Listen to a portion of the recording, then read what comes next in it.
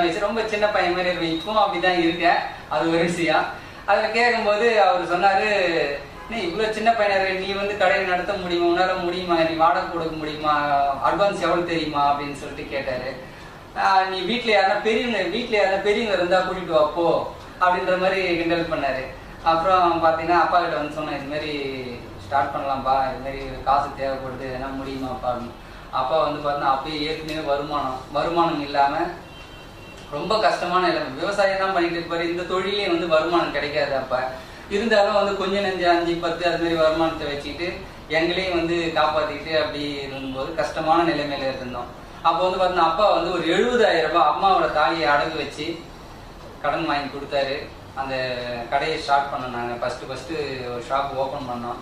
ரொம்ப கஷ்டமா தான் இருந்தது. ஃபர்ஸ்ட் ஸ்டார்ட் பண்ணும்போது கஸ்டமர் அவ்வளோ கிடையாது. சென்னைக்கு நம்ம புதுசு, அதுவும் இல்லாம வந்து யாரும் அறிமுகம் கிடையாது.